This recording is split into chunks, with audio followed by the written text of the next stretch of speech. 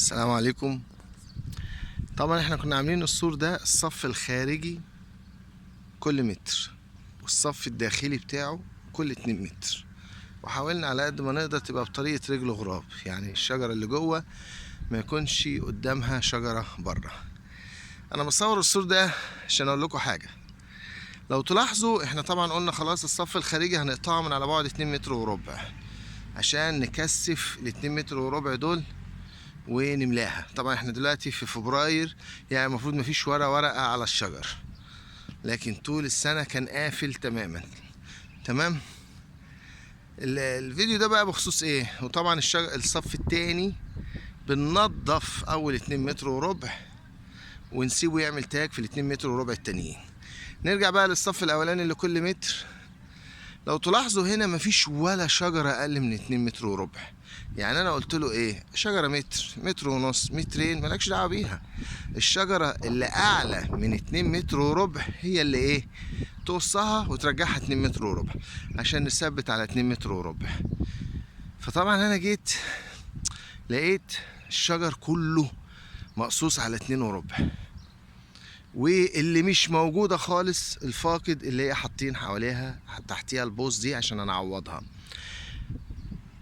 احنا السور ده اصلا ما توقعناش انه يشتغل اصلا، لان السور ده هم عملوا سور سلك، لكن السور السلك ملوش اي 30 لازمه في حاجه اسمها رياح شديده محمله بالاتربه.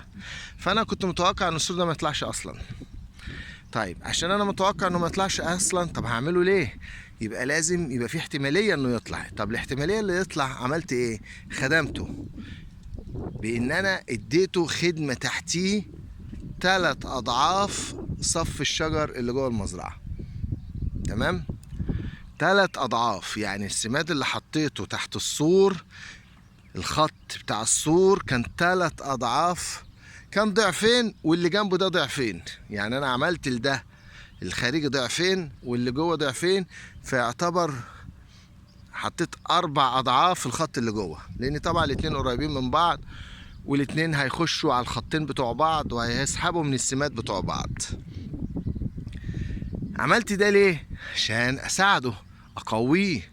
اديته ميه بزياده، ده انا زودت له نقطات. انا جوه الشجره حاطط لها 3 نقطات الناحيه اليمين و3 نقطات الناحيه الشمال. طبعا الشجر مقطوع. لا، السور ده انا عملت لها نقاط كل نص متر الناحيه اليمين، ونقط كل نص متر الناحيه الشمال، فواخده الميه الضعف. يبقى كده السور ده واخد سماد الضعف وميه الضعف. اخر طالع قوي جدا. طبعا في اللي فاقد، في اللي وقعت ماتت، الهواء او التراب ردمها خلاها ما اشتغلتش او موتها من وهي صغرها. لكن اللي طلعت السور ده كله كان طوله 3 متر ونص. احنا شايلين متر وربع من كل الشجر، وهي المزرعة كلها بصراحة 90% منها كان 3.5 بالظبط. احنا طبعا بقى ايه، قطعنا الشجر من على وش الارض، وكنا مرة بنقول في حدود 3 ل4 متر، لا خلاص قسنا وعدينا 3 متر ونص، فشيلنا 3 متر وربع. كل شجر السور في سنة تربية الجدر، لانه خد سماد الضعف وتحط له نقطات الضعف، فاصبح بياخد ميه الضعف وغذاء الضعف، فطلع بشكل قوي جدا جدا جدا. اللي نيجي منه كتير جدا، يعني انتوا لو تلاحظوا اللي نيجي منه كتير جدا. دي الفاقد اهي اللي ماتت او نشفت، حطينا بوص عشان نزرعها. كل 5 6 شجرات لما تلاقي واحدة فاقد ان شاء الله.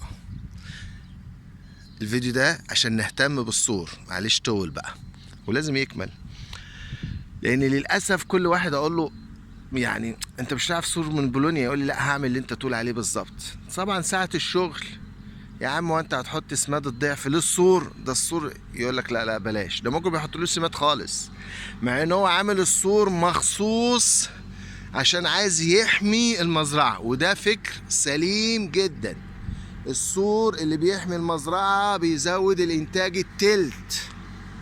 السور اذا كان شجر زي ده هيزود النمو، هيزود الحجم يبقى برضو زود. فحضرتك السور ساعة الشغل ما تجيش بقى تقول ايه توفر. طب الخراطيم، لا احط له خرطوم واحد وانت بتحط مثلا جوه خرطومين. طب السماد، لا سيبك منه اصل السماد غالي، سيبك منه اصل السماد غالي. لا الله، يبقى انت كده ما بتنفذش بقى اللي انت كنت عايز تعمله، انك توفر في سماد السور وتوفر في خراطيم السور، فبالتالي وفرت في تغذية السور، فبالتالي وفرت في ري السور. ما دام انت وفرت كل ده مش هيبقى عندك السور اللي احنا قلنا عليه القوي الجيد اللي هيحمي لك المزرعة ويكون سبب في ان المزرعة انتاجها يزيد التلت او على الاقل الربع، محاصيل حقلية، اشجار، فواكه، اي حاجة. لو السور اتعمل بشكل قوي وجيد هيحمي لك جوه وهيزود انتاج. كلمة قوي وجيد يعني بياخد ضعف التغذية وضعف المية. ده كلمة سور بشكل صح، مش بالشكل المهبل اللي بنعمله في مصر ونفوجئ ان السور ملوش اي لازمة. ربنا يوفق الناس كلها. مع السلامة.